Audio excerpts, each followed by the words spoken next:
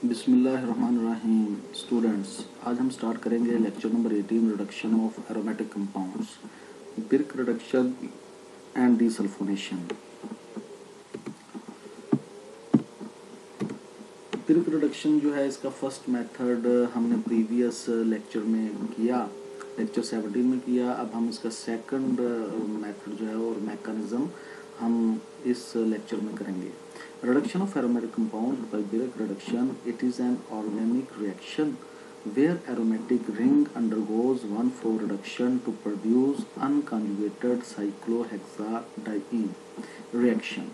Reaction है जिसमें एक बेंजोइक एसिड है, जिसमें रिएक्टेंट्स जो इसके साथ रिएक्ट करेंगे रीजेंट्स सोडियम लिक्विड अमोनिया और अल्कोहल।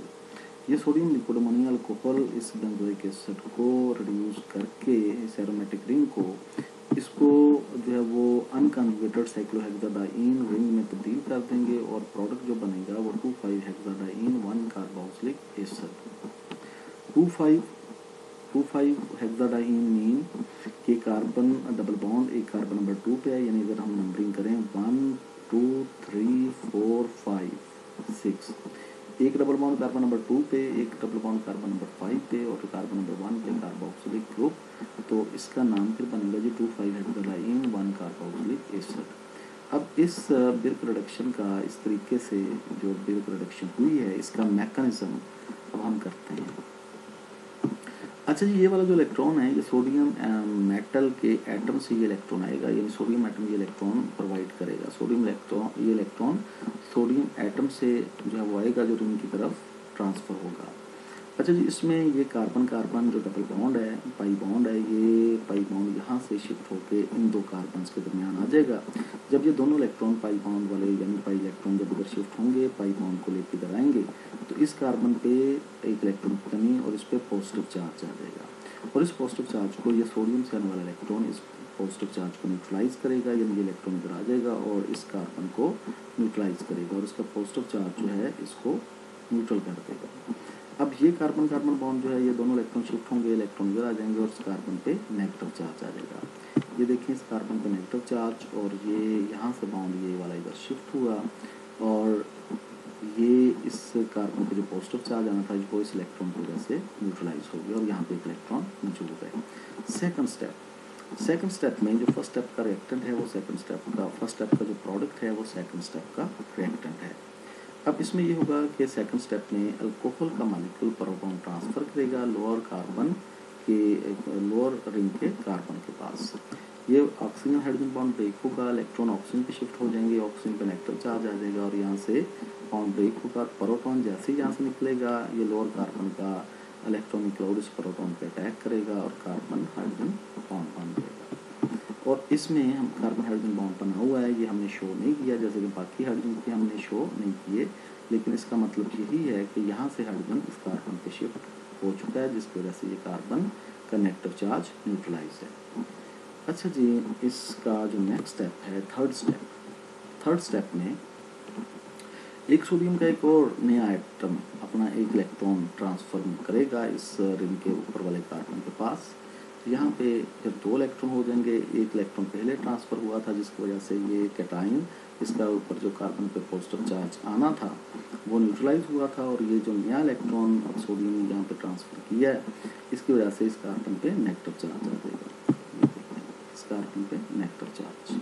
अब फोर्थ स्टेप में जो थर्ड स्टेप का प्रोडक्ट, फोर्थ स्टेप का वो रिएक्टेंट और अल्कोहल का एक नया अल्कोहल का मॉलिक्यूल यहाँ से प्रोटॉन फिर इस ऊपर वाले कार्बन को ट्रांसफ़र करेगा। ये हाइड्रोजन ऑक्सीजन बॉन्ड ब्रेक होगा, इलेक्ट्रॉन ऑक्सीजन पे जाएंगे, ऑक्सीजन पे नेगेटिव चार्ज बॉन्ड टूटने के बाद और यहाँ से प्रोटॉन निकलेगा। जैसे ही ये प्रोटॉन यहाँ से निकलेगा ये ऊपर वाले कार्बन का इलेक्ट्रॉनिक क्लाउड इस प्रोटॉन पर अटैक करेगा, कार्बन हाइड्रोजन बॉन्ड जो है ये बन जाएगा और ये हमारे पास 1,4 साइक्लोहेक्साडाइन रिंग जो है वो डेवलप हो जाएगा और हमारा प्रोडक्ट जो है ये हमारे पास हमें मिल जाएगा। तो that is the second method of Birch reduction to reduce the aromatic rings. अच्छा जी, reduction of aromatic compounds by desulphonation method की मदद से, डीसल्फोनेशन प्रोसेस से एरोमेटिक रिंग्स को रिड्यूस करना। ये रिएक्शन में हमारे पास ये बेंजीन सल्फोनिक एसिड है और बेंजीन सल्फोनिक एसिड को एक्वस वाटर की मौजूदगी में, एस्टिक वाटर की मौजूदगी में एक्वस एस्टिक कंडीशन पे 100 सेंटीग्रेड टेम्परेचर पे बेंजीन सल्फोनिक एसिड को जब हम हीट करेंगे 100 सेंटीग्रेड टेम्परेचर पे तो इससे सल्फोनिक ग्रुप जो है रिमूव हो जाएगा। Removal of sulphonic group SO3H group that is called डीसल्फोनेशन।